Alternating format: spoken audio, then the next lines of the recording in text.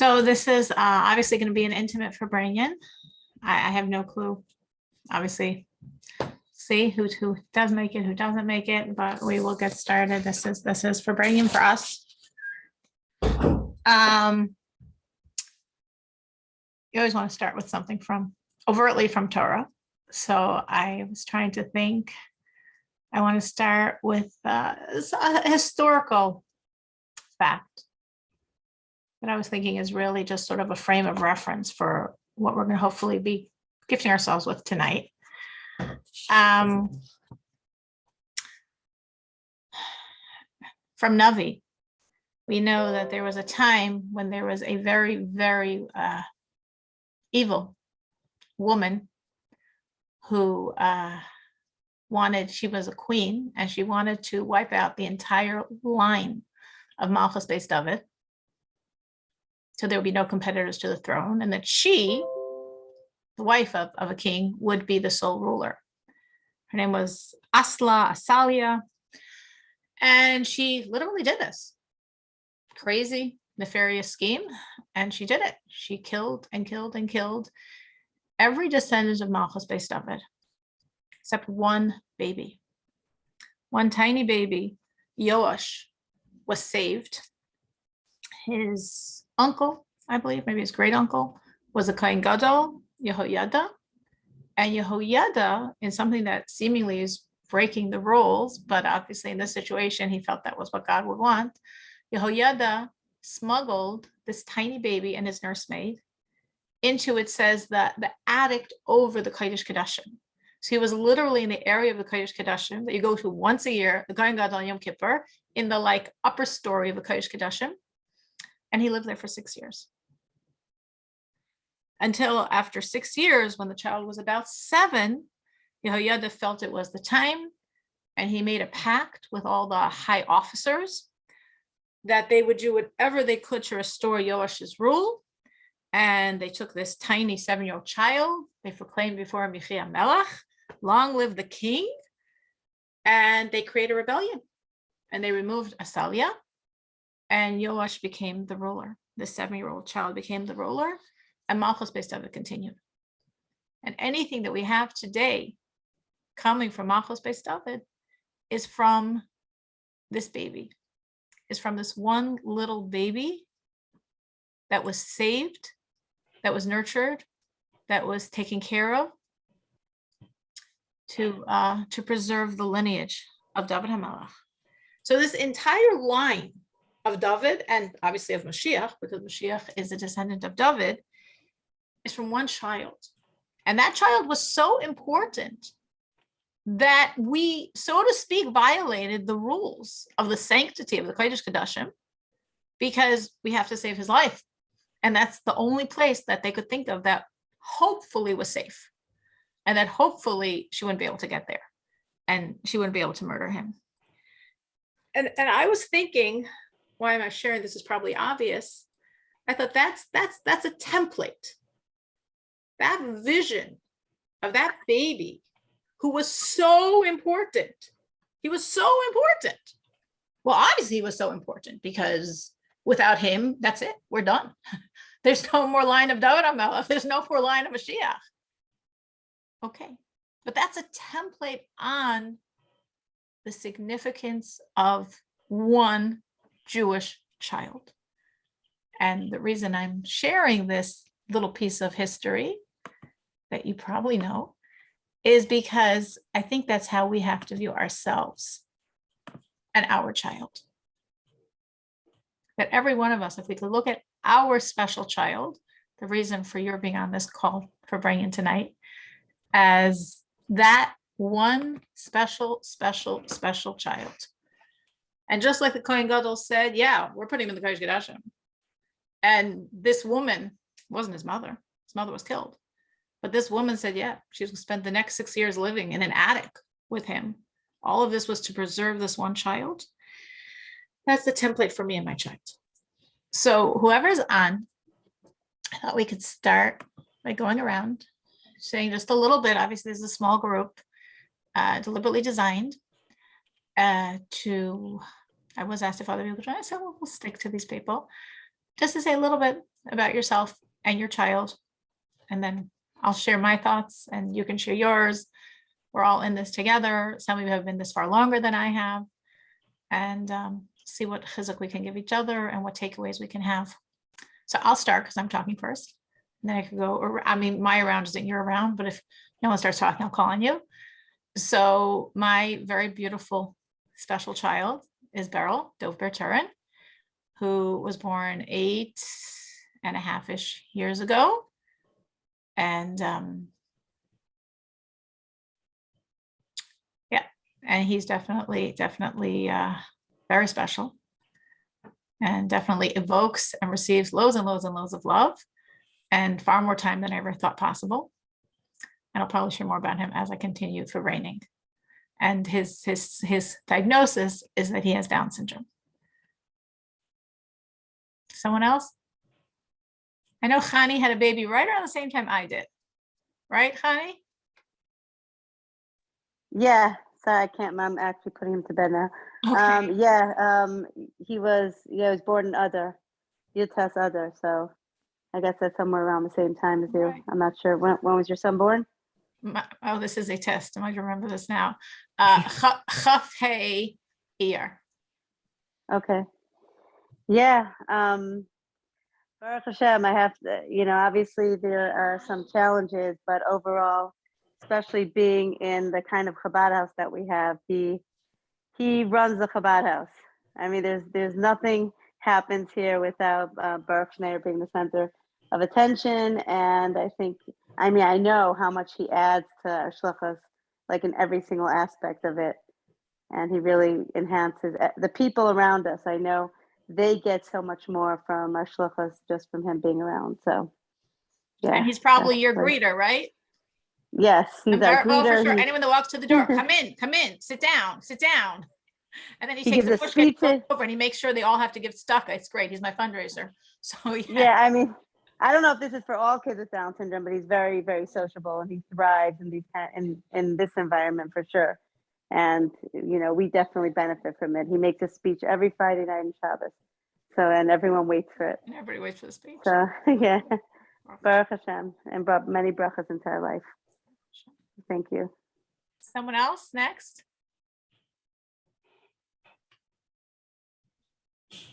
Gitti? Okay, so I'll share. I have a 10-year-old son that was diagnosed about a year ago with autism. So, I mean, for a while, we did suspect like something just seemed a little off, but he also has ADHD. So in a lot of ways, we're still learning and adjusting. He's a great kid, but it's challenging. I mean, there's certain things that he doesn't get. He's not just, and he's high functioning. So sometimes it's challenging because sometimes it's like, okay, is this his autism coming out? But sometimes he seems to be normal, but it's whatever. So we're still learning and adjusting and trying to figure out what's the best place for him and how it affects the family, because he looks normal. So it's also very challenging for his siblings. They're like, so if he looks normal, why can't he just act normal? So yes, so I'm grateful that you're making this Farbrengen. And in a lot of ways, I still feel like I'm still new at this and learning, how to accept it, what it demands of me, things like that, how to be the best mother that he needs, and also for my other kids, things like that. He must be incredibly high functioning for them only to realize when he was 9. They did suspect something at like 2, and then over the years, a lot of it also, it's crazy, really depended on his environment. Like there were teachers that are like, who knew how to deal with him, and they're like, oh my, he's fine. And then they're like teachers like, he's off the walls, so that also added to the confusion also. And I don't think COVID helped either, whatever. Somehow it didn't help any of our children. So surprise, surprise. Right. And I know in Canada, they're even crazier than they are in America. So yeah. Right. Probably. So, yeah. Probably. Okay. Nechamadina? Hi. Thanks for including me, even though I'm not alumni. I really appreciate it. I'm new-ish to this journey. My baby has a rare genetic syndrome called Cornelia de Lange syndrome, and has definitely altered my life. And I'm learning to be grateful for that. There's a lot to learn, and I think I'm gonna be learning. I'm learning what's most important in life through this journey. It does take like a lot of my time. It feels like my whole life kind of revolves around her. There's just so much therapy, and there's lots of appointments, and there's Baruch Hashem other kids, and a sibling Over time, it's going to settle into a routine. It will. yeah. It will. It will. Some of the, in the beginning, they're throwing everything at you, and then it will. Like the appointments are That's gonna what I become hear. That's what I hear. less frequent, and the therapies, you'll just get used to it. You just get used to it, and it will become a routine, a very big chunk of your day, but not the like that it feels now. Yeah, it definitely feels like that. Like it's everything. So I'm really grateful to be here, and I figured a sister of such an invested alumni, connected to so many invested alumni. We said yes. thank Other people asked, and I said no. But I said for alumni, but I said okay, Medina, I really appreciate it. it counts. We'll give it a pass. Baruch Hashem. Mushki. Hi, I'm gonna keep the camera off for everyone's sake. I'm joking. Okay, hi everyone. Hi, Mrs. Stern. Okay, so I have a child he's not diagnosed with anything specific. He has symptoms that's similar to autism, but not really. They say that it's totally not autism. It's other things. It's sensory. It's extreme personality, black and white. So his reactions are very out of proportion. So the way it affects my life is, he reacts disproportionate. Like you poke him with a finger, he'll throw like a sela, like a massive, like his reactions are out of proportion. Mushki, how And old is he? You probably said an he is there. He's 5 years old. It's fine. Okay.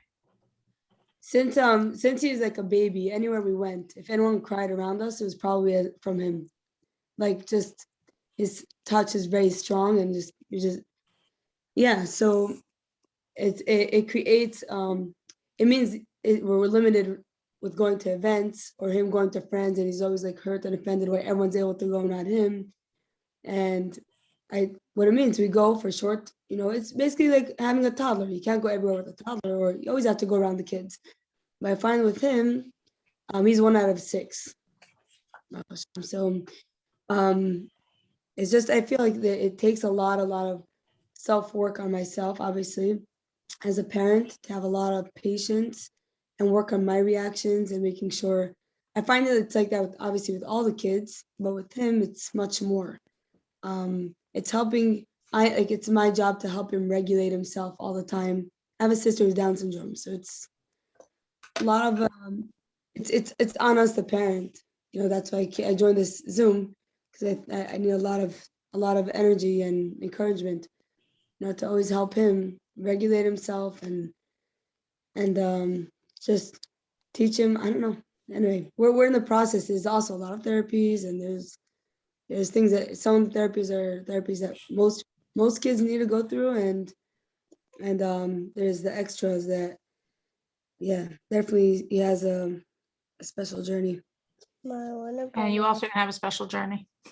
Yes, and he's in his chus, he has such amazing qualities, and he's teaching me a lot, and it's forcing me also to work on myself, to make sure I'm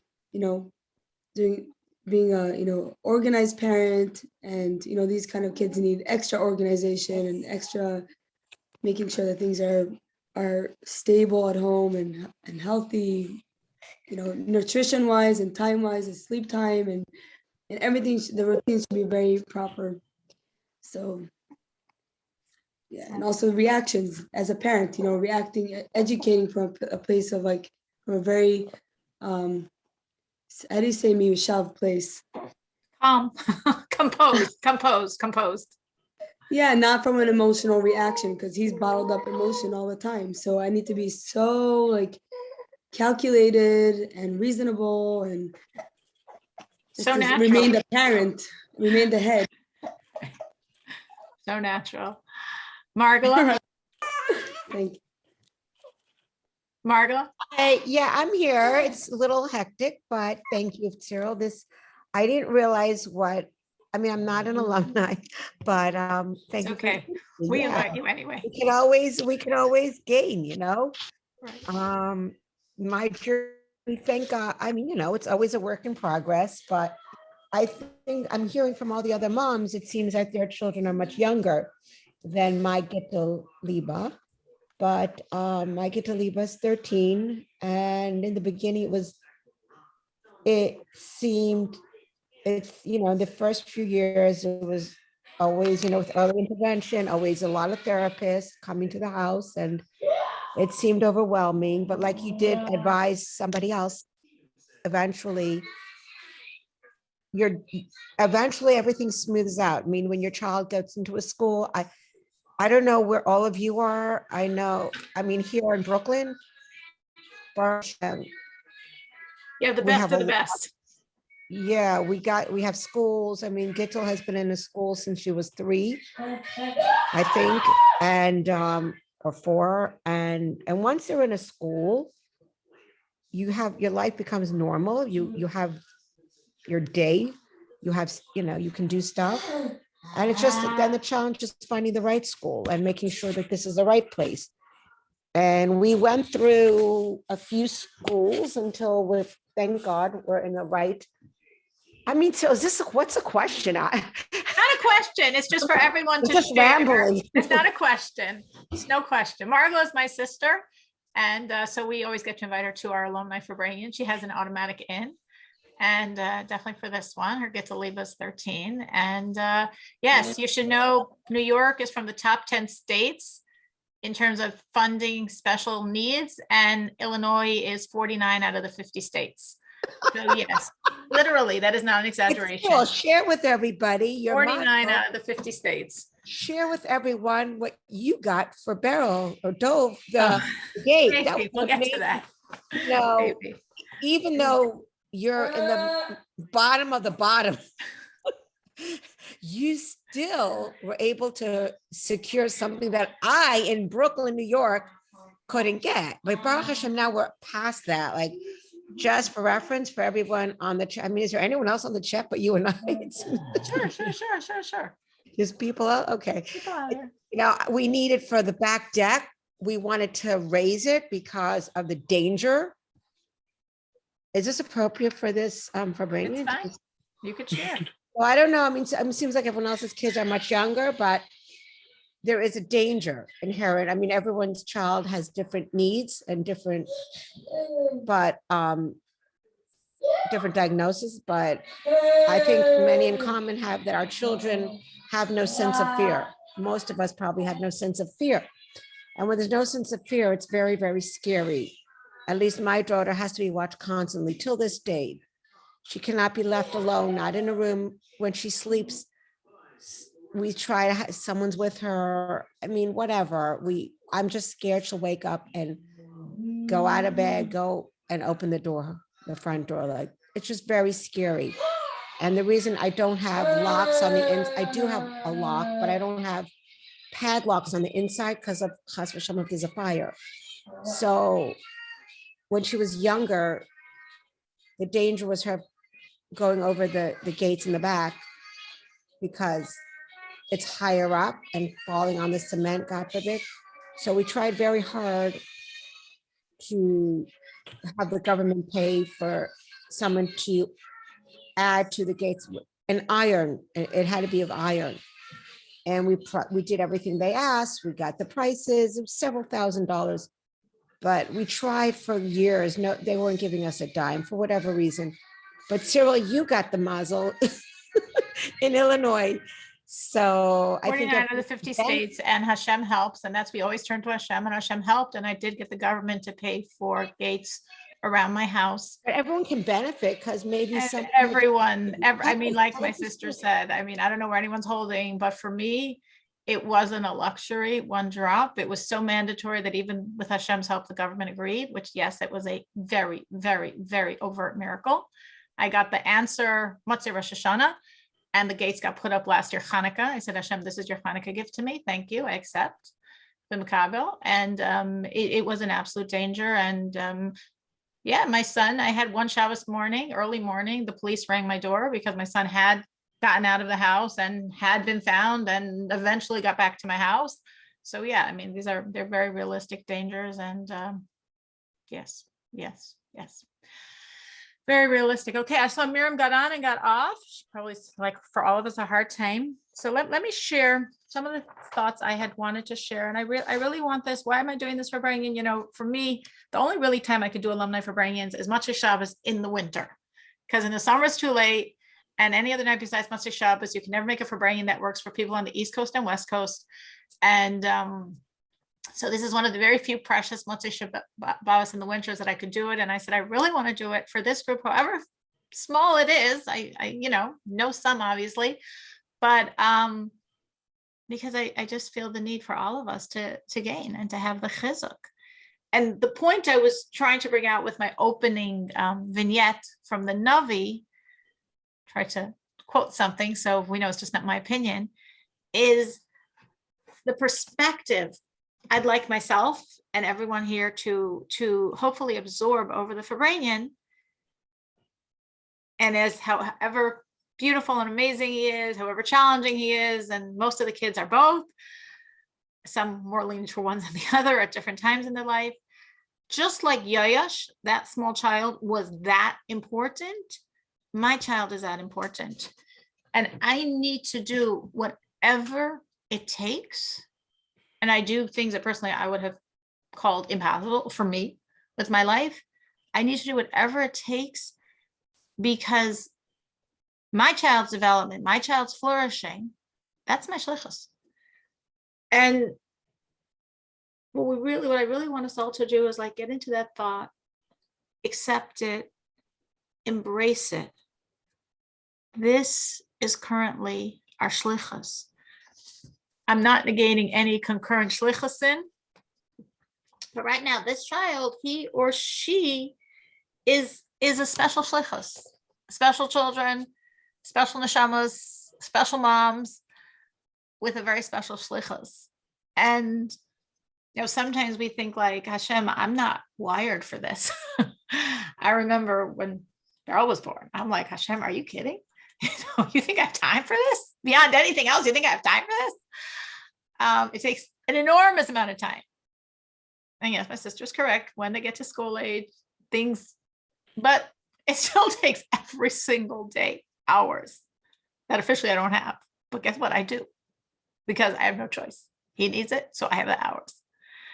And I think for all of us as Hasidim, as people that have learned Hasidus and are trying to live Hasidus, and as Mushki said, these children are definitely the impetus for a lot of growth in our journey. And I don't know any way you could avoid that growth, unless you just shut down. Otherwise, it's a growing journey. And like everything else in our life, we pull a lot on the idea of Achdus Hashem and Hashgacha Pratis, and Hashem doesn't make mistakes. And he selected me for this mission.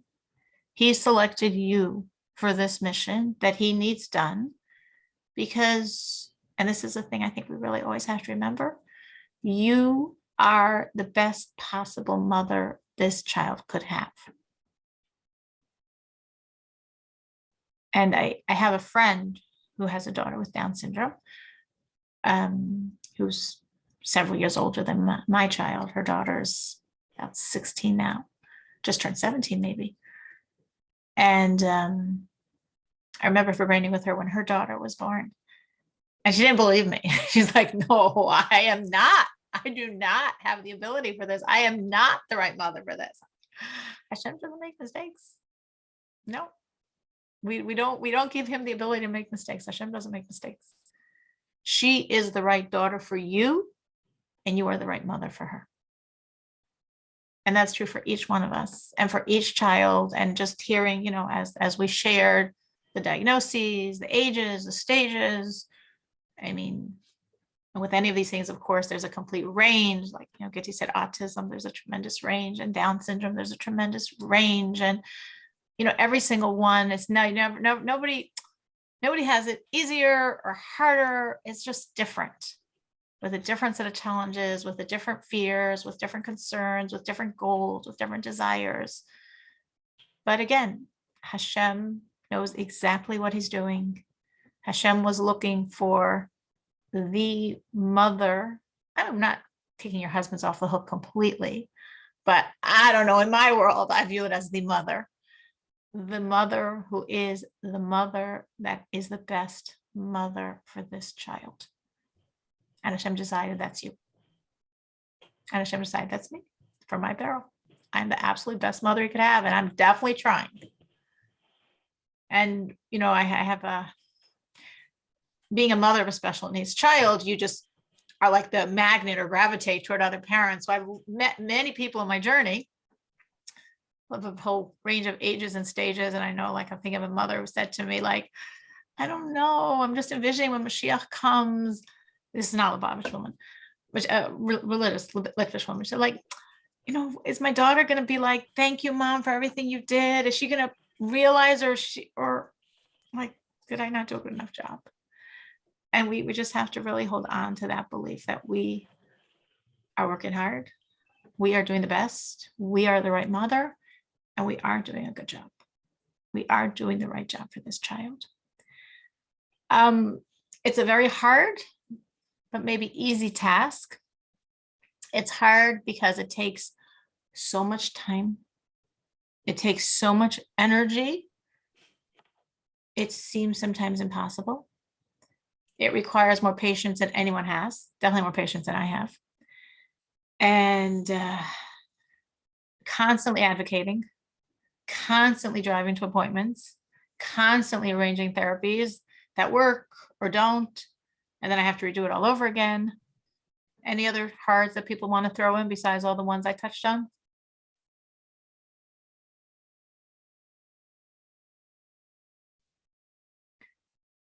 So this is the hearts.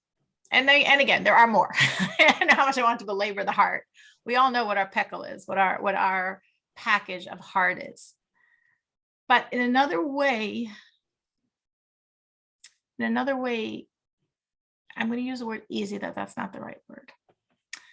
What I mean by easy is, this is my shlichus, and I know this is my shlichus, and I treat it as my shlichus, and I prioritize it over everything else. I really do. So when you're looking at something and you're saying, this is my shlichus, this is my priority, this has to be the moked, the focus of all my kaichas, then it's like kikarov. I don't know if any of you remember, I sure hope you do. Does kikarov really mean easy? Maybe it means very doable. That's what I mean by easy. It's doable. That already means easy. It's attainable. Now, there were a few different diagnoses here, but definitely I say for myself, for Hani, for Margala, with Down syndrome, but also with some other areas, there's so much love that child has for you. So much love those children are giving. And that helps a lot. And it's not just for Down syndrome. It's really for every one of these children. Each one of your children has so much love for you. How do I know that? Because you're pouring so much love into them. There's no child you love as much as you love this child. Because there's no child you're pouring as much into as you're pouring into this child. And that's what love is. The more you pour in, and the more you pour in, and the more you pour in, it's just a deeper and a deeper and a deeper place in your heart. You know, the story, it's a story that went around a few years ago. It came out, and it's a beautiful, beautiful story. I'm taking it out of context for this point. That's not really the point of the story, but it's a famous story. I'm sure you've all heard with the Rebbe and the Rebbe Rayatz that this is during the Nesius, during the leadership of the Rebbe Rayatz. And the Rebbe was being very friendly and warm to non-from Jews that would come into 770. And someone criticized him and said, you're supposed to be cold to these people. You're supposed to give them a message. Like, how could you be so warm as if it's okay what they're doing? And the Rebbe was not sure. Maybe right, maybe wrong. So at his next appropriate opportunity, he asked the Rebbe Rayatz. And the Rebbe Rayatz told him that every parent loves a child. But a child that's ill, a child that has, as we would say, special needs, there's much, much more love the parent has for that child. And then the Rebbe Rayatz added, and a child who's ill spiritually, it's even more love. And so that's it. That's a very reputable source, that we all have more love for this child. And the more you're giving and giving and giving, and however easy, so to speak, in place, organized, living in New York and you get plenty of resources, whatever, however much is in place, one thing we all know is you're going to give and give and give and give to this child. And that creates a lot of love. That's what ahava is. Ahava is from the root word hav. Hav means to give. And as you give, your love grows. And as we've been giving and giving and giving, our love is deepening and deepening and deepening. And this child demands a lot. However high functioning, however successful, there's a lot of demands. And that also creates a lot of giving and a lot of love. And love is reflective. Like we know, we don't need a source for it. We know that love is reflective. But think of the story with the Rebbe that someone once said to the Rebbe by Yechidus, wow, I think, again, I wasn't at the Yechidus. How I've heard it, I've heard a few different versions. I think the original version was, wow, your Bachar, the Bachrim, they have so much love for you. And the Rebbe responded, their love is a pale reflection of my love for them. So our amazing, strong love for our child that we have no choice. It's de facto by virtue of being my child, by virtue of being a child with special needs, by virtue of all the energy and I poured into my child. This enormous love I have for this child is for sure reflect back in so much love my child has for me. And that makes it easier. The love you have for your child makes the journey much easier. The love you feel from your child makes the journey much easier. And even if a child is very limited, they all have ways of showing us how much they love us. And it's really important, whatever happens, wherever point they are on the spectrum, to really celebrate that love and to appreciate that love, because that love keeps us going and helps us just keep trucking and keep doing what we need to do for the child.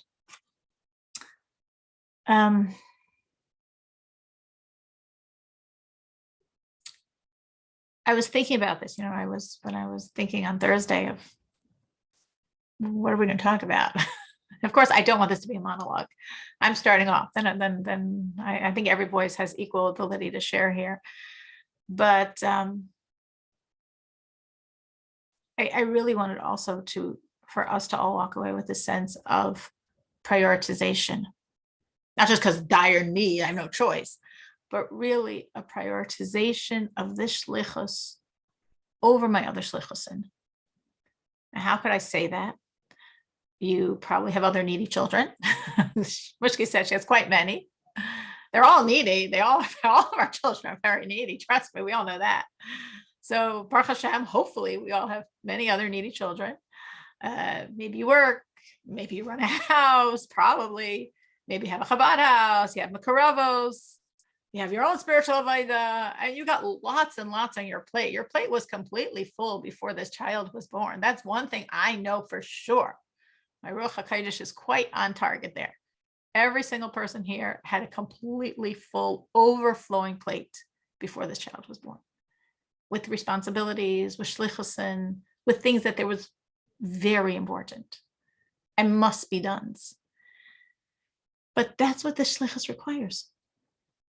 And that's really a point I thought we really should think about, write about, share about. That's really what the shlichus requires. I can think of 3 alumni, Hashgacha Pratis, none of them are on tonight, who moved because that's what their child needed. That's what their special child needed. They literally, I mean, for 2 of them, it was leaving a shlichus. But for all 3, it was moving to a different state, to a totally different area, because that's what their child needed. That's very huge. But that's what their shlichus required. So why am I putting on us? And this isn't a putting on us in terms of a sense of like, oh my gosh, am I doing enough? It's just a putting on us to really understand and therefore make it easier, because if you know something's number one, it's easier. That's what you focus on first. Why am I feeling that? Because I think it's the only way to do this shlichus properly. I'm not advocating dropping anything else on your list. I don't believe I dropped anything else on my list. I don't think even if you could drop it, you should drop it. I don't think that's what Hashem wants from us. But to properly nurture this special child of yours, you need to pour your entire self into the child. And if you feel you can't, you can. Hashem gave you the child. Hashem gave you everything this child needs to flourish. And that's what it takes for this child to flourish. So you can. Again, not meaning don't work, don't give shiurim, don't prioritize your other children. Do all of that. Keep doing it all. But this child should be your first priority, because he or she needs it. And then from that space, everything else is somehow also going to happen. So let's hear any feedback, any thoughts on this. Because her brain's only for brain if other people talk. I can monologue for a long time, but I don't really call that a for brain. I just wanted to share with this, this crowd, this small crowd, something that I shared with you that I heard from another mom. You know, it goes with what you're discussing about how challenging and how difficult it is. So I shared this with you, that a mom of a special needs child who unfortunately was nifter suddenly shared with me something her husband told her, and he pointed it out to her that the source is in the Zohar. That when Mashiach comes, all Mashiach, right behind Mashiach, all the special neshamas will be lined up. All of our special children. And behind the special children will be the imahos and avos. Mashiach will not march till every parent is by their child's side.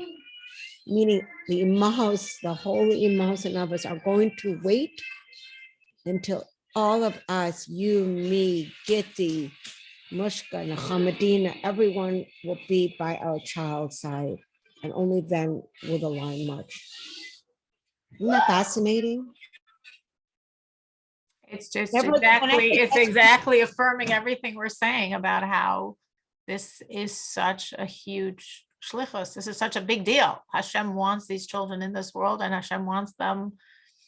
They're so important to Hashem. They're that important to Hashem. So in case you didn't feel you had any other zechus to get there in the front line, now you know you have it.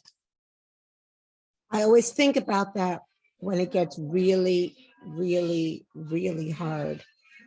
Like really, really hard. So you could almost wonder, like, why is it? Why are they that important? that it's Mashiach with all these children. You know, it's when you're saying that, it's making me think of, if you ever have seen like the Rebbe, like videos of the Rebbe by rallies or giving dimes to the children, nickels, whatever, before Mincha. And there was I remember which year it was, by Simchas Torah, that the Rebbe had all the children come by Hakafa. They were like throwing kids from all over 770 to be with the Rebbe on the Bima. It's like, yeah, there's something very, very, very special about these children. And for some reason, Hashem viewed us as special enough to be entrusted with one. Some people with more than one, but with at least one child. But that's that. Yeah, you're right. Why And did Hashem make it so hard? Hashem creates the children. Hashem creates them. I can Why? say, but my sister has the dime of Oh. share because the Farbrengen, and sure, just my sister. I just because my sister, it's my niece, and she's in Brooklyn, and yes, she gets many more services than I get, and she has it very, very hard. It's very hard. It is very hard, and you wonder that about so many things, like Hashem, why are you putting an neshama in this world, and yet there's such limitations on the capacity. And yet this neshama, exactly with his or her limitations, has a shlichus.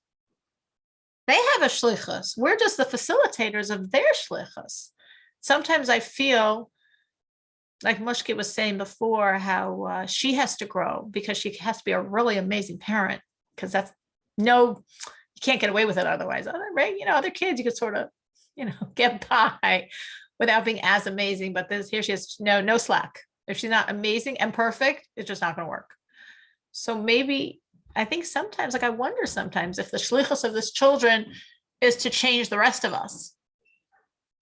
Like Chani was saying, how in her Chabad house, when her son gives his speech, that's the highlight. And obviously I totally understand, because my son's very similar in all those things.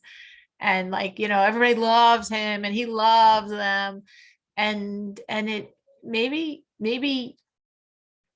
these children get people more in touch with what's real and valuable in Hashem in their own life. Maybe they're like a magnet that pulls out that energy, because there's no filters, there's no barriers.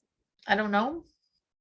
But every one of these children has a very special shlichus. And sometimes if they're very limited, that's exactly as per the shlichus they need to do. And maybe the shlichus is literally for you and your family. For you and your family to just maybe imagine this neshama came down just for you, just for your husband, just for your kids. Who knows?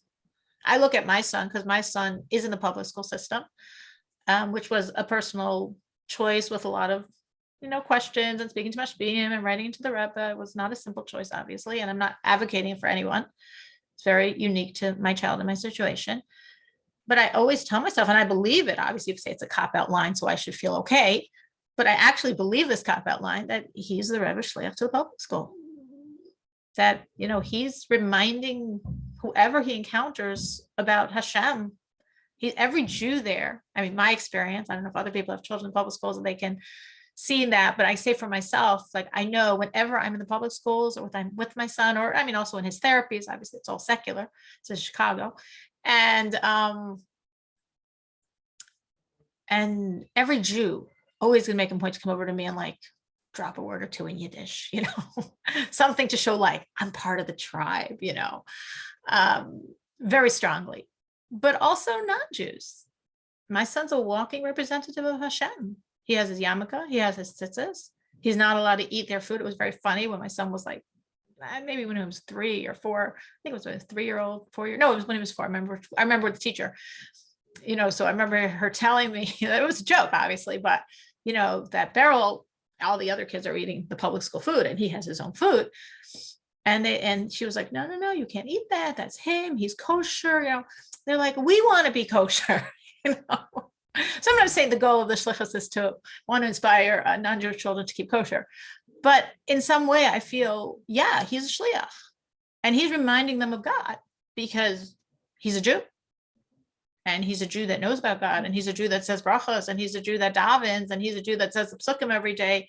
So he's a Jew very connected to Hashem. So his light is very, very strong. He has a very strong light. And when he's in these environments, his light is touching people and reminding them of Hashem. So every one of these children is on a mission. And if the child is very limited and you're like, who's the mission? Who's getting affected? Imagine if this child came down for you to get affected, for you to recognize how vulnerable you are and how much you need Hashem. Any other thoughts on that?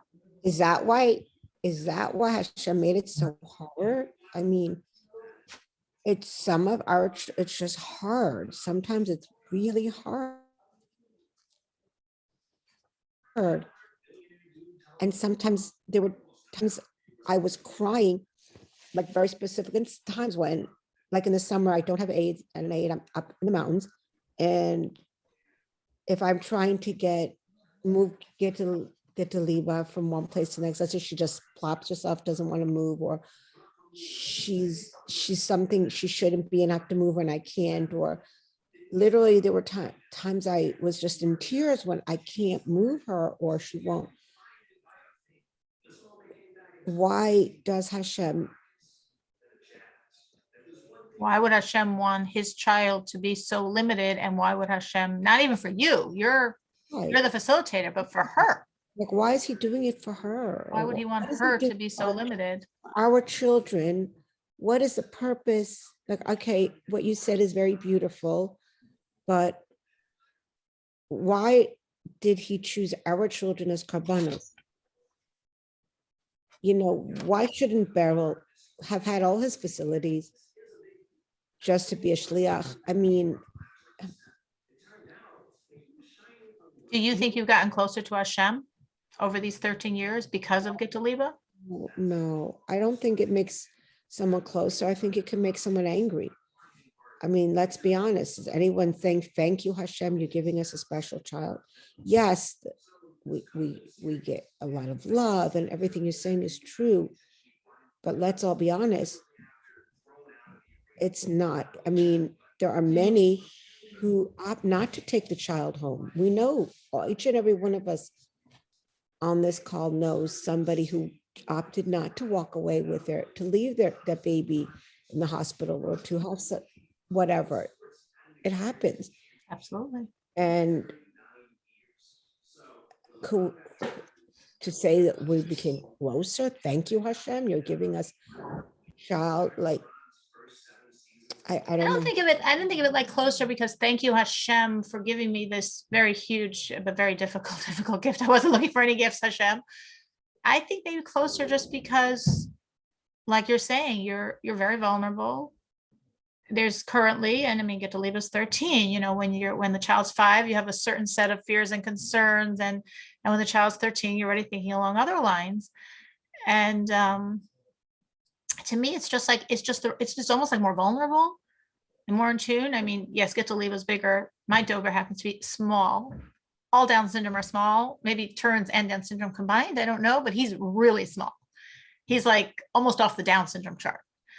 Maybe he's like 1% on the Down syndrome chart. He's really small.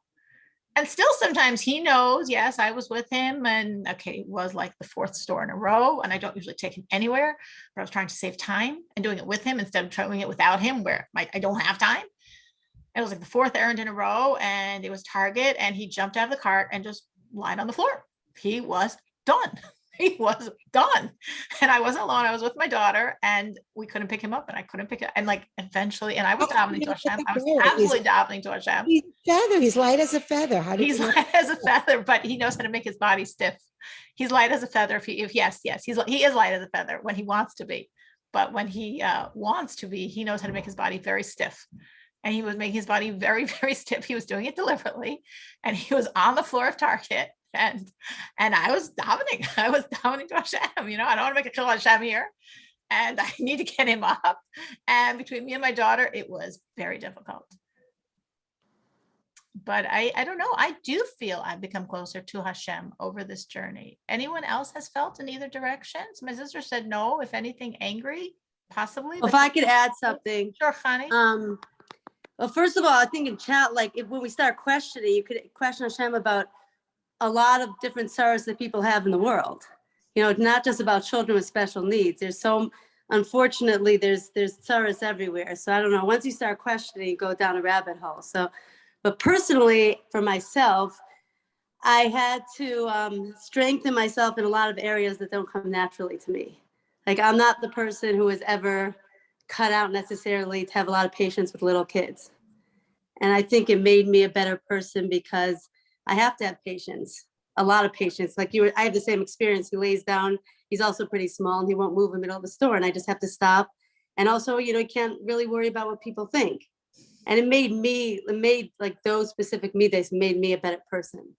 So as far as connecting to Hashem, I think I see the Mila of, you know, having a child who makes you stronger in tendencies or areas that you're not naturally strong in. And also a mother who has a child, about an 18-year-old child with autism, she once told me, she introduced her son and said, "This is my forever child." And it changed my perspective a little bit because Baruch Shneur has some behavior issues. He acts sometimes often like a 2-year-old. And it just made me, you know, I appreciate that he's a child. You know, it's my forever child. I'm never going to be able to nap my child this afternoon because I'm always going to have to be watching him.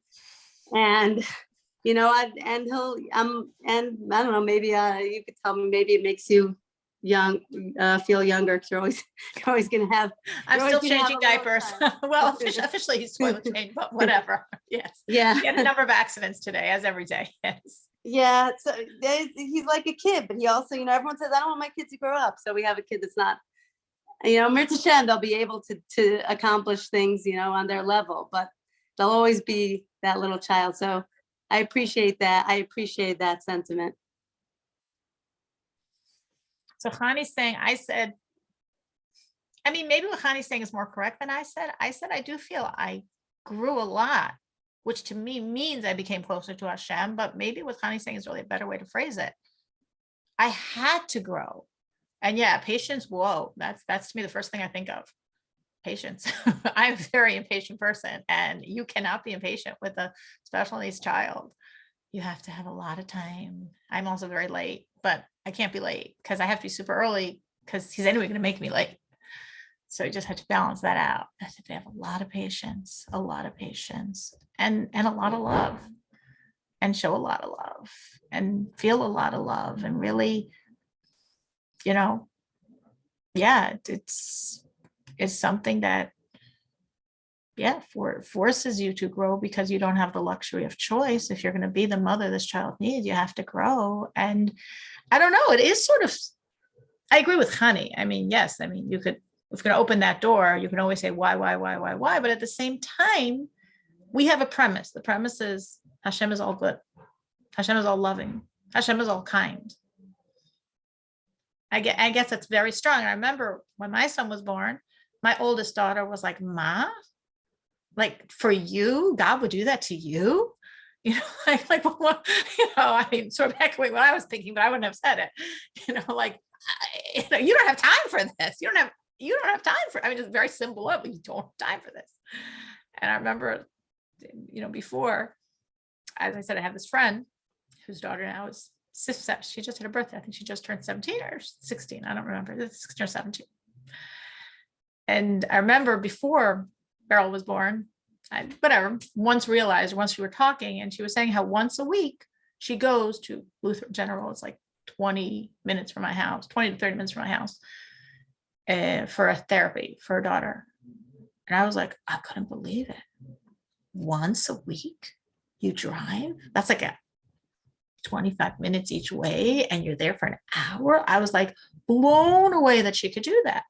Well, joke on me, I drive every day 2 hours for my son. I mean, besides like 2 hours plus a third time, but like on a regular day, it's like whatever, 20 minutes, an hour, and an hour every single day. Do I have time for it? Guess what? I do, because that's what Hashem decided I'm supposed to be doing. And of course, I always have the option of saying, I'm not going to do this driving and I'm not going to give him these special therapies, but this is my child. I got to give him the best. So I think Chai's phrasing it correctly. There's just the growth. We have no choice. We grow. And I think through that growth, we are getting closer and closer and closer to Hashem. Anyone else has any feelings on that? Like in terms of relationship with Hashem, in terms of yourself, how you've seen the impact, the change? I think it's a very humbling experience. It makes you very vulnerable. And I think that humility and that vulnerability is key qualities in terms of, becoming closer and closer and closer to Hashem. More and more and more and more reliant on Hashem. But it's a bit schrecklich. It's like sort of like scary to think, like to flip it around the other way and to say, did this neshama, obviously a very high neshama, as the Rebbe says, these are very high neshamas, I'm sure we all know that. So did this very high neshama volunteer for the shlichus? Like we're talking about our shlichus. This is my shlichus. But let's flip it the other way. Did this very high neshama volunteer to come down to get me unstuck? To get my husband unstuck? To change my children? Like think of it the other way. There's a neshama that we are told, by the way, this is the Rebbe says this, Mugadik, that every neshama volunteers for their mission. It's whatever based on that every neshama that comes into this world, like the Peace Corps, they volunteer for their mission. So every one of us volunteered. I think, oh my God, that was real crazy. But we all volunteered. We all saw it and said, yes, for that one, I'm in. You need it enough, and no one's going to take that job otherwise. I'm in. So we all volunteer for our missions. So every one of these neshamos that have to be very high neshamos, the Rebbe says, as my sister was saying, that right behind Melech HaMashiach, these very high neshamos volunteered. So the question is, who were they volunteering for? Maybe they were volunteering for you. Maybe it was volunteering for me. Maybe Hashem said, she's such a good person, but I need something to really shift her or him or them or that area or like my vision of Beryl, I need a shliach in Chicago Public Schools. I need a shliach in this therapy place. I need, we're all shliach in our areas. I need a shliach. Who would be a volunteer to be a shliach in CPS? Oh my gosh, gotta be crazy to volunteer to be in Chicago Public Schools. And this very high neshama says, I'll do it. I'll do it. So however limited your child is, and they could be minorly limited, they could be majorly limited, wherever they're falling on the spectrum within their own area, however limited they are, they volunteered for that mission. And there's a mission, there's a point to it. There's a point to it. It's not like, obviously we know Hashem's not random, and no Jew is random. I remember many years ago, my grandfather had very severe dementia, and he was in Chicago. My husband would every day go and put tefillin on him, and I visited, and very, very severe dementia. And his mind was stuck, like with dementia, stuck on a certain track. He was interesting, he was on a very holy track. Anytime I visited, he always said the same thing. The only thing he ever said, and then again, and again, that's all he said, which was very holy and special and amazing. And I know he had a very high neshama, very amazing. Passed away on a Friday, not just on a Friday, which we know it says it's a good sign to pass away on a Friday, but he passed away on a Friday where the Dvar Malchus of that Shabbos is, they're talking how special it is to pass away on a Friday. So obviously very high neshama. But I remember at one point, we were talking many, many years ago, talking to my husband and saying, after I visited him, what's the point? What's his life? What's the point in this existence? And I was like, what are you talking about? Every moment that he lives, there's a point. Never mind that he was eating kosher food, Baruch Hashem. Never mind that my husband put tefillin on him every day. But just neshama b'guf, there's a point. There's a purpose. Something's being accomplished. And I remember that made a very, very big impact on me. Like there's a point. There's a point to every second of his existence. So for all of our children, we have a mission. They have a mission. They're on a mission. Who knows? And I'm saying the mission might be for your nuclear family, for the people that most interact with this child. Could you imagine a neshama volunteer to come down just for your family and to live all these years just for your family to grow and to change and to become different people because of this child in your life? Or maybe like Khani's saying, her son came down for many people that are being affected and touched and changed. And maybe it's just for your family. But this neshama volunteered for this mission, and this neshama has a mission. This neshama has a mission. And maybe the mission is you. Anyone else? Any other thoughts on this?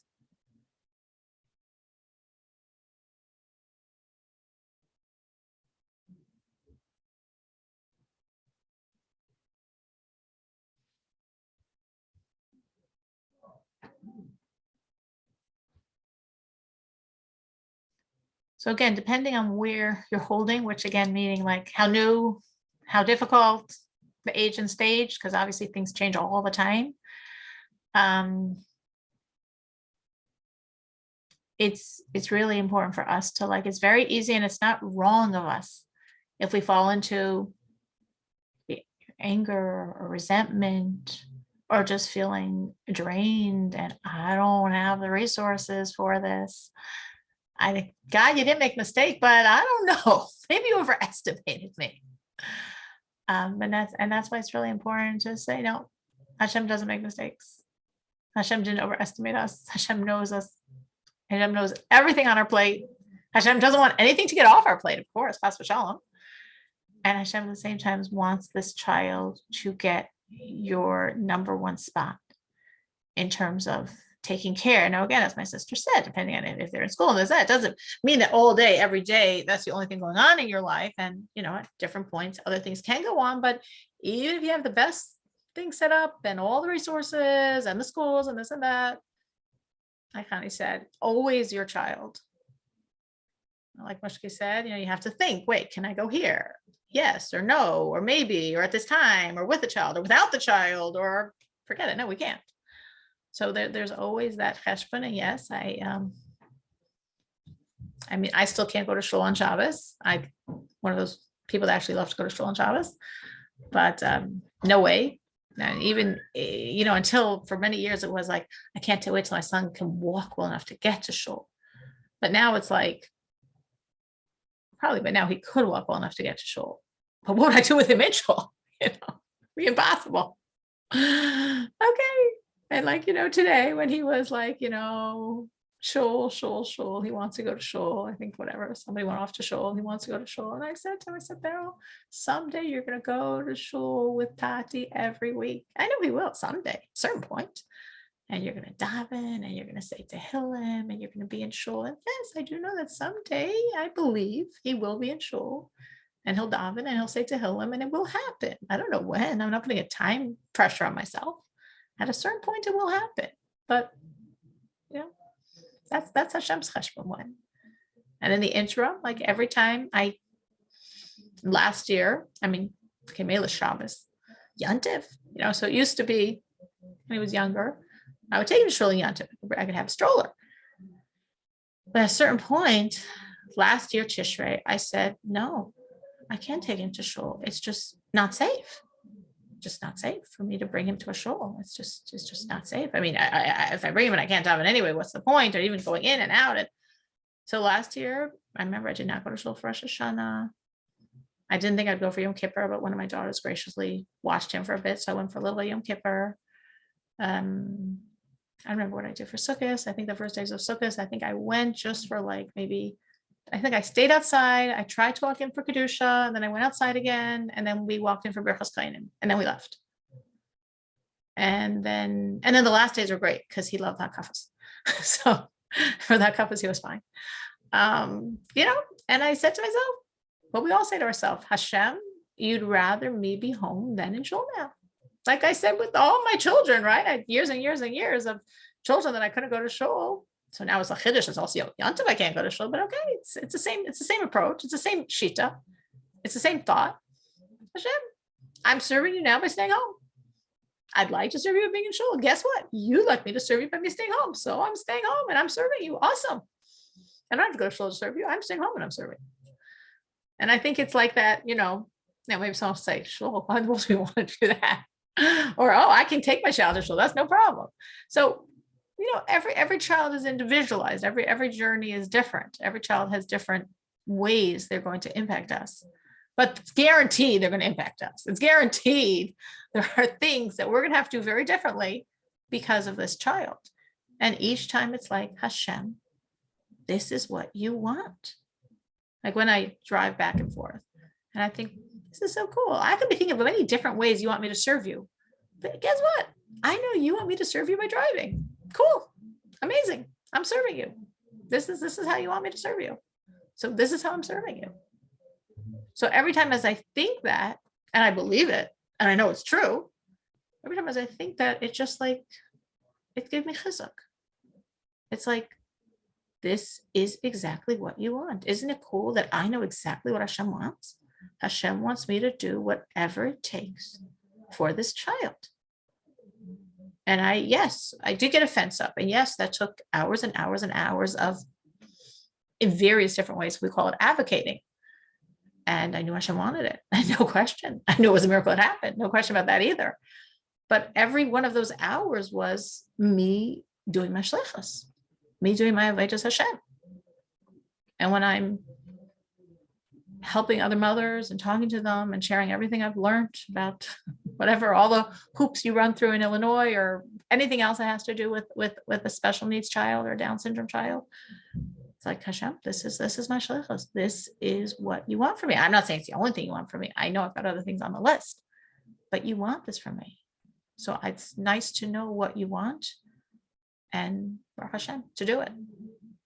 I'm trying my best, you know, like, and everything else in life, we never think of success. I try not to. It's very human to think of success, but I really try not to think of what I call success or what I call failure. You know, if I make an event, a lot of people come, nobody comes, so to speak. That's got nothing to do with me. Hashem, you do success and failure. I just do effort. So it's the same thing with the child. This is a shlichus, and it's like every other shlichus. Success, failure, that's got nothing to do with me. You know, Baruch Hashem, my son is high functioning, and do I know why? How do I figure out why? You know how much I do for him? You know, and what he isn't doing yet, do I know why? Is it something I'm doing wrong? I do my best. I do everything I can think of and beyond, and it happens or it doesn't happen, or maybe it's going to happen later. You know, in Hashem's time, there will be a day he'll be toilet trained. I've been telling myself that for very long. I've been trying since he was 3 and he's 8. And I know it's going to happen someday. I don't know when that day is, but I know it's going to happen. And I keep plugging away, and I've been plugging away for 5 years. And I just say, okay, Hashem, you know, I can't create success. I can't create failure either. I just have to work hard. And when I'm working hard, I'm serving you. And this is your service. This is what you want from me right now. And I'm grateful that I can work for you. Just the same way I'm grateful I work for you in every other shlichus. I'm grateful that I work for you with this child, because I know this is your shlichus, and I know this is a shlichus you want from me. So anyone else, like I said, I really don't want to monologue. I think Farbrengen are much better if people talk than if I just talk. Anyone else? Any points of reflection or questions or thoughts? Mashki, what about you? I'm enjoying just listening to you. I hear myself. Oh, but then it's not a Farbrengen, it's a monologue.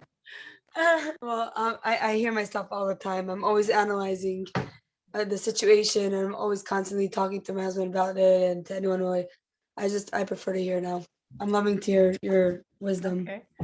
Nechamadina?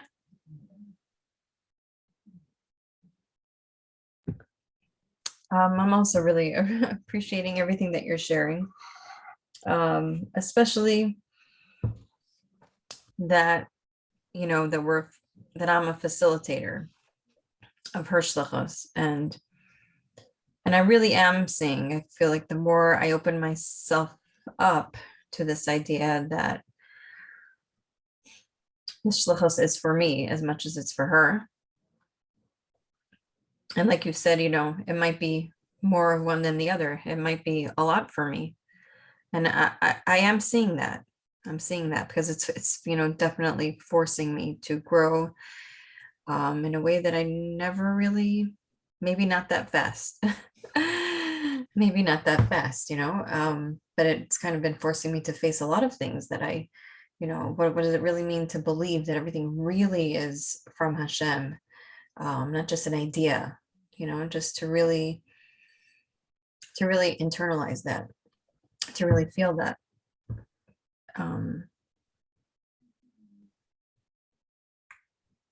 Yeah, I'm appreciating all these points. Thank you. Gitty?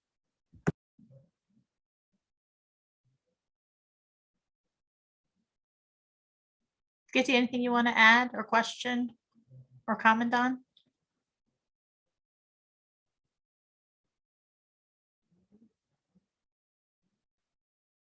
Maybe Gitty can't unmute now. Hani, I appreciate what you added before.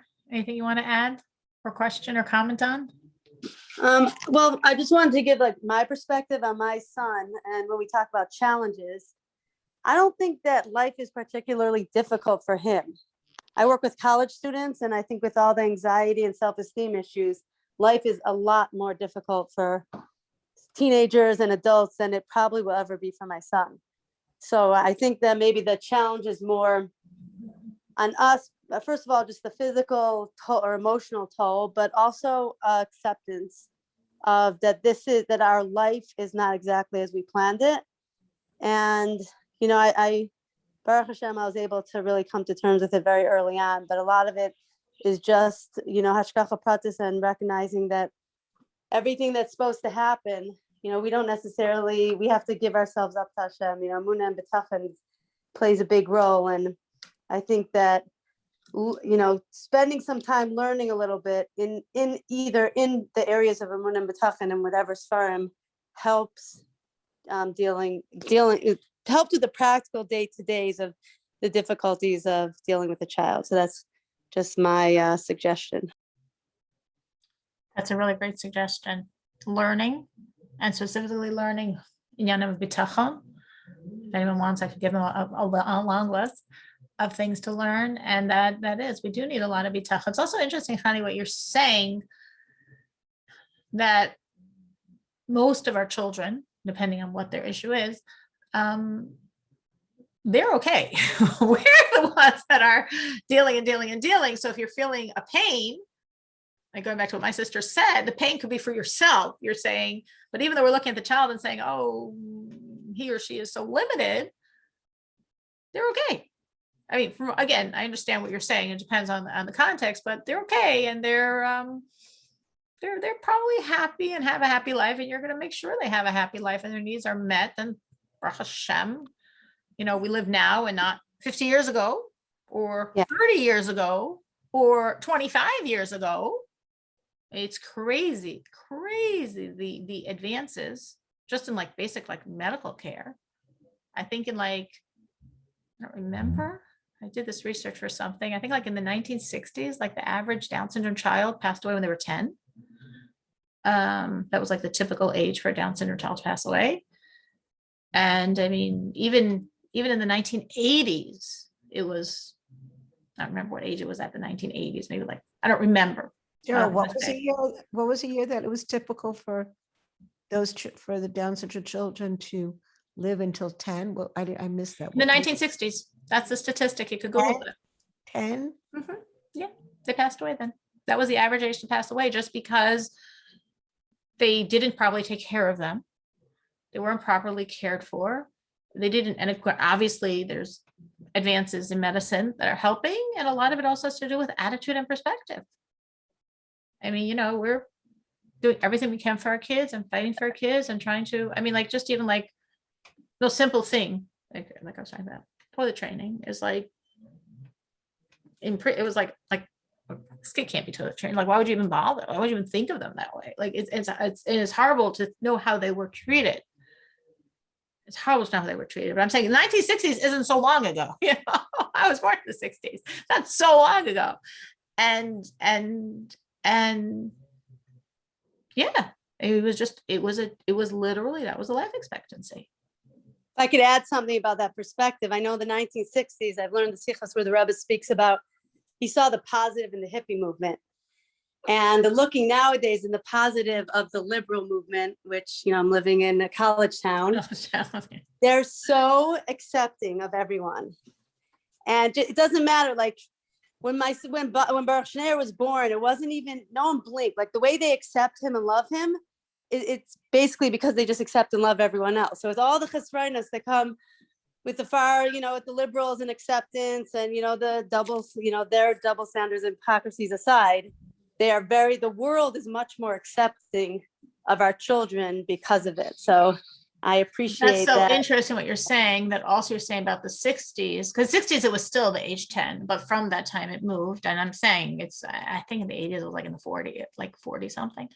But so you're saying that movement of acceptance opened up acceptance also. You know, it's interesting where I'm saying also that the Rebbe looked at the 60s, the hippie movement that everyone looked down on, and he saw the positive in it. You saw the positive of it, and you remind yourself that all the time, especially nowadays. Yeah, exactly. But I believe the Rebbe was the first one that used the term special. Of course, nowadays it's, you know, very popularly used. But when the Rebbe used those terms, like the world wasn't saying it at all. It wasn't the Jewish world. It wasn't the secular world. It wasn't any world. It wasn't how these children were viewed. These children were, unfortunately, often just stuck in a home, and that was it. And you know, there is, like Connie's saying, there is acceptance, and there is, again, in some states better than others, help out there. And people definitely move to get the help they need or to get the medical care they need. And there's amazing mothers that do, like a friend of mine and my sister's who lives in Florida, and her Down syndrome daughter with Down syndrome just graduated high school and wanted to go to seminary, and fine. So she moved herself to New York to enable her daughter to do that. I mean, talk about taking that power of like acceptance and taking that power of like saying, I'm going to make this happen for this child. I want this child to have anything she wants to have, anything beyond what anyone says is possible for her. That's what I want to do for her.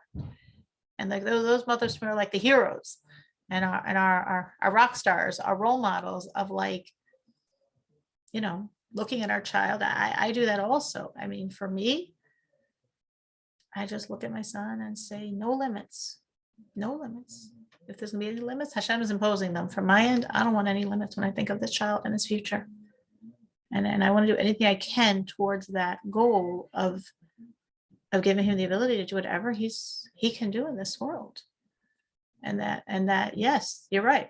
I mean, it was with the 60s and that perspective, and maybe otherwise we wouldn't have these perspectives. And like my sister said, there are still today people that don't take them home from the hospital. And I remember when my son was born, my doctor, my pediatrician, who has a Down syndrome child herself, meeting with myself, my husband in the hospital, and she definitely raised that issue.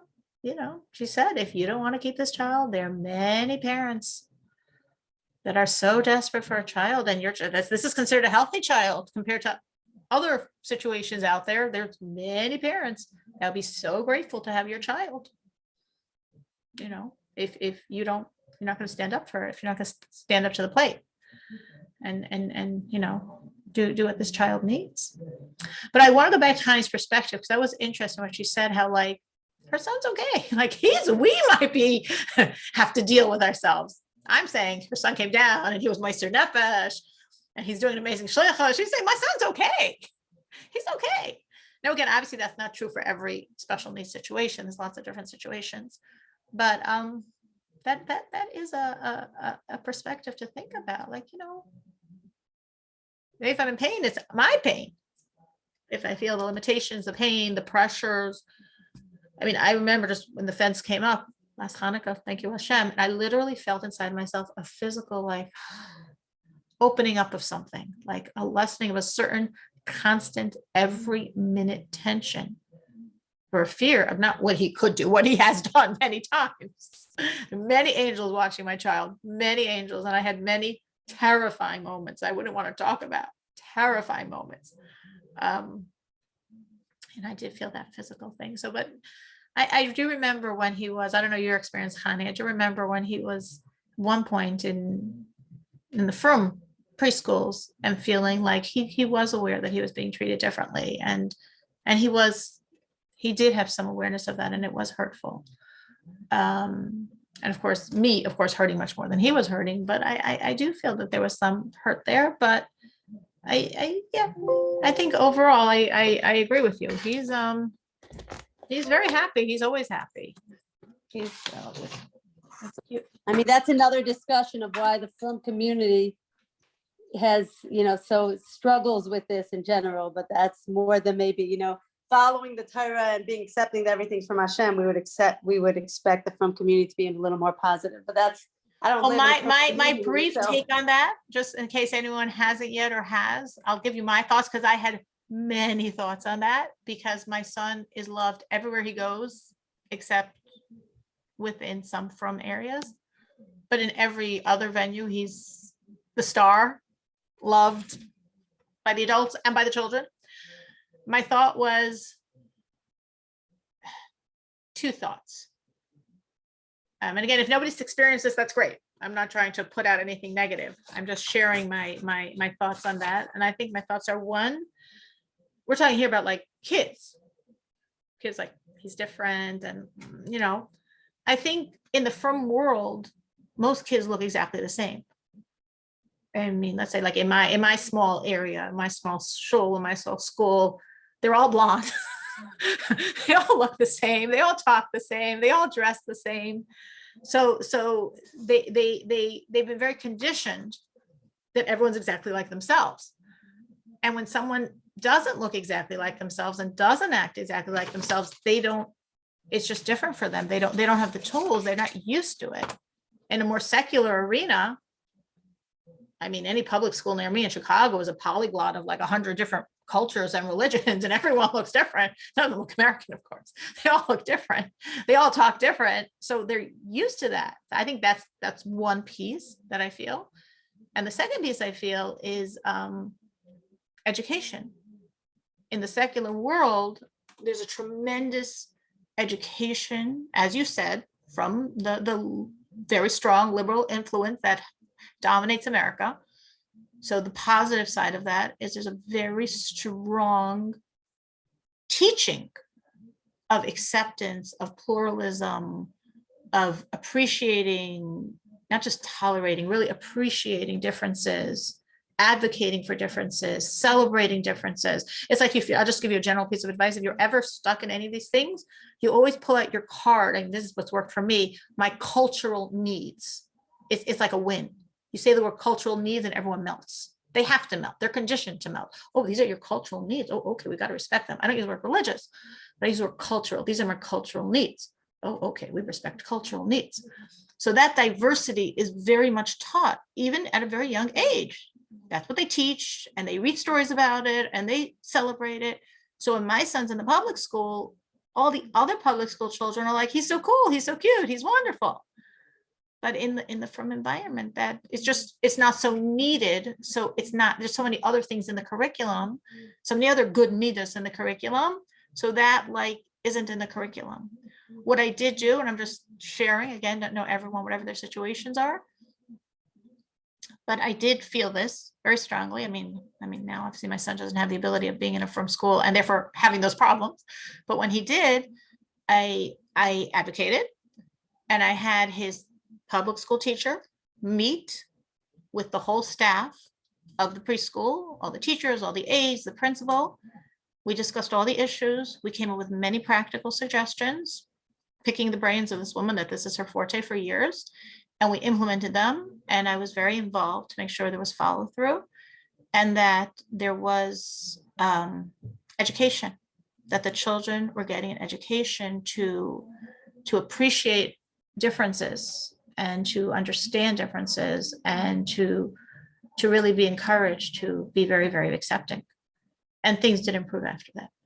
So I know that's a separate rant, but since some people are just saying, oh, they're just listening and gaining things. So there's a very practical piece of my own experience, which again, I'm not saying anyone else here had it. I don't think anyone else here will need to have it, but definitely I guess what you can take from all this, which you will need in whatever your issues are, is you are your child's advocate.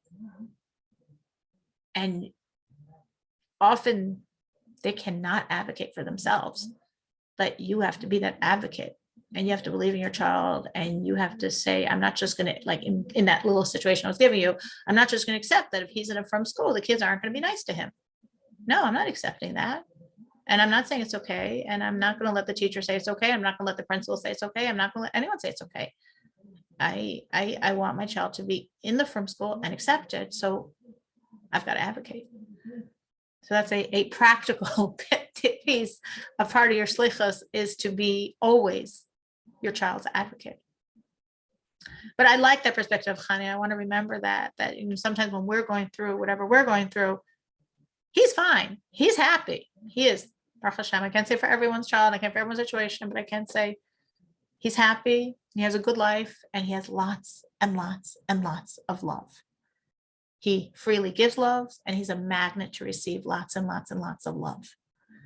And if your child, and again, Down syndrome children generally are like that, but as we were saying before, I think especially for yourself and your heart, your child is receiving lots of love. Be very free with expressing that love. Be very free in receiving his love.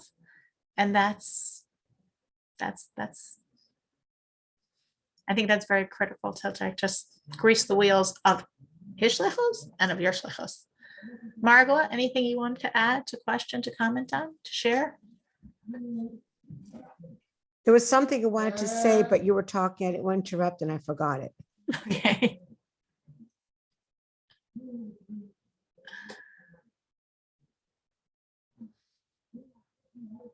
Okay. Well, anyone else? I will just, if not, I will just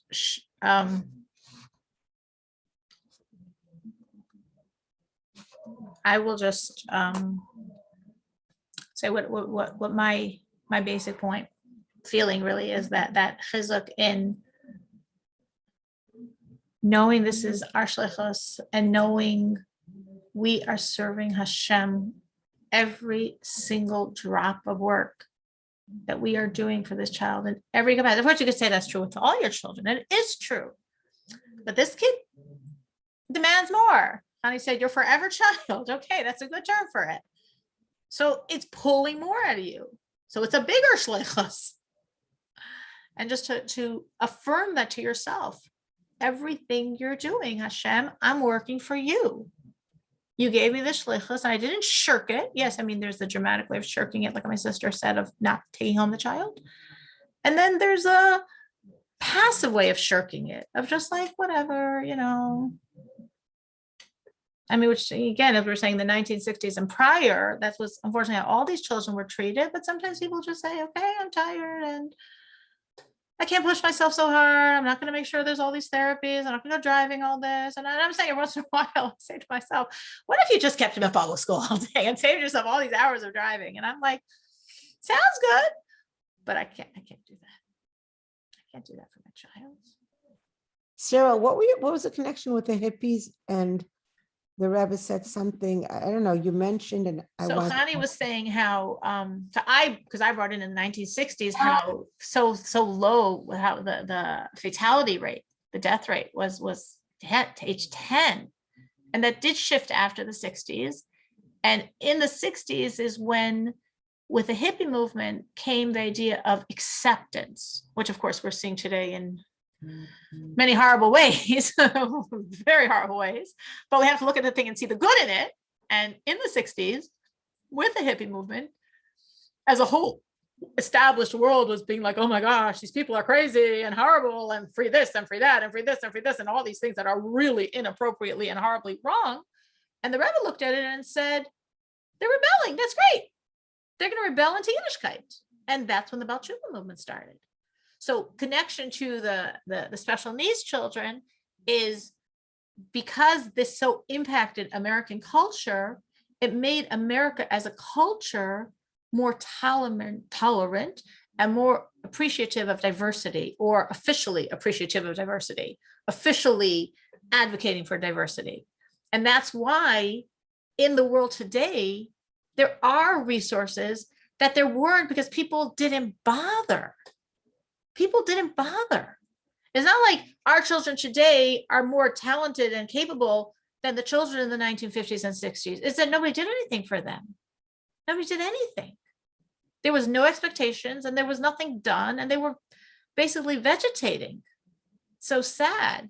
These are children. These are children that are so capable of so many things, but they weren't given any ability to be capable of anything because nobody looked at them like that. So that was the shift. And Hani's right, that was the shift.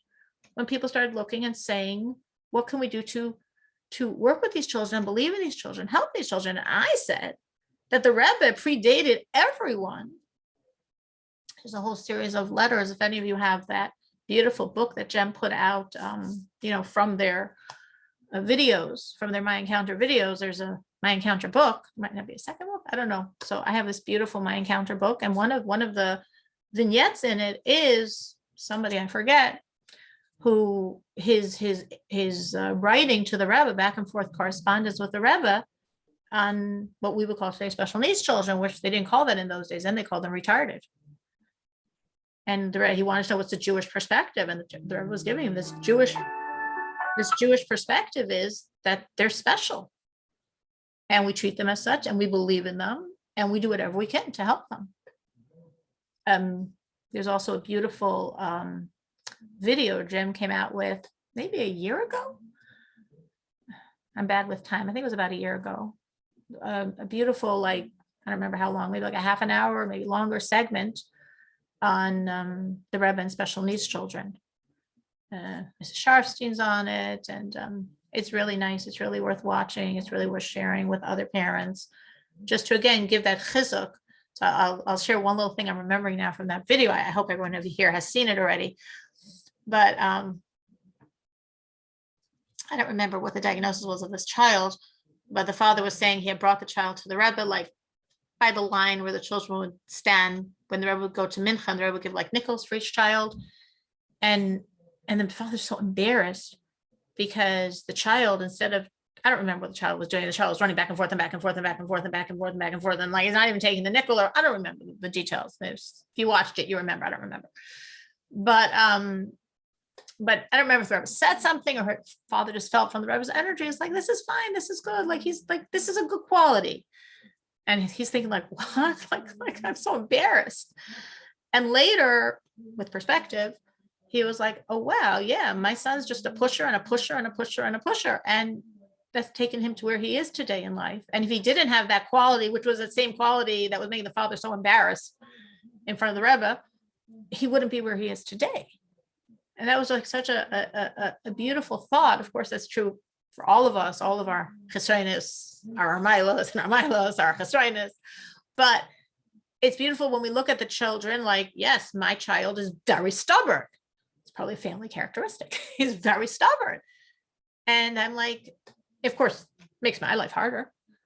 But like, maybe someday he's going to achieve more than officially he can because he's so stubborn. So for everyone with their children and with whatever qualities that their child has, that maybe it makes it even more difficult. It's like, yeah, it might make my life more difficult, but maybe this is going to be what's going to help this child succeed beyond anyone's expectations. You know, the Rebbe, I saw once in a letter where the Rebbe was writing, I don't remember if it was a letter to a specific parent or a general, like, holistic letter, but there was talking about chinuch, about educating children. And there was saying, like, every child is like a plant, and we have to water and nurture and, whatever.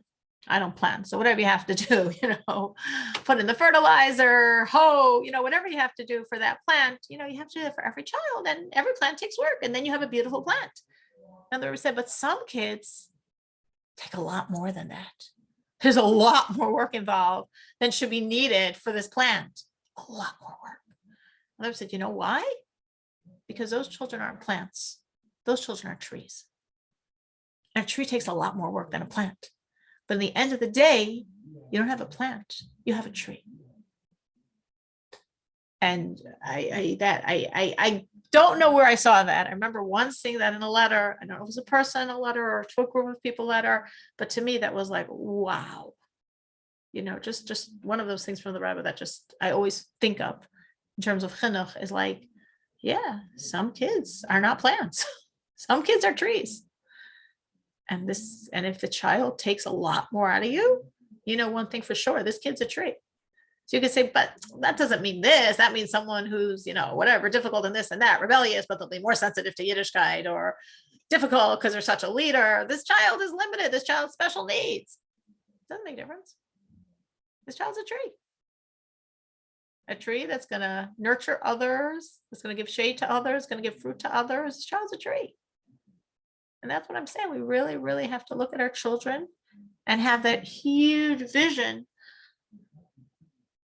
bigger than whatever your expectations are officially supposed to be, of what this child's going to do with the world and of who this child's going to impact. And maybe for some children that are very, very, very limited, the impact is by their very being. Their very being, maybe, is there to make people in the world around them kinder, more sensitive, more loving, more in tune to people. Their very being pulls out goodness in other people. I've definitely seen that with some very limited children. You're just around them and it makes you a better person. Just by rubbing off their energy, you just feel like to be good, to appreciate, to be kind. So maybe that's this child's shlichus, but whatever this child's shlichus is, this child's a tree. It needs a lot of tending because it's not a plant, it's a tree.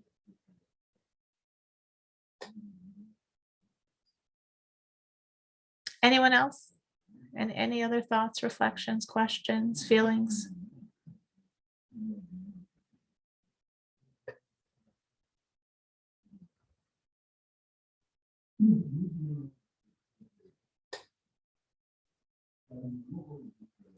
Okay, well, thank you so much for joining. I wasn't sure who was going to come on. I'm so glad each one of you did.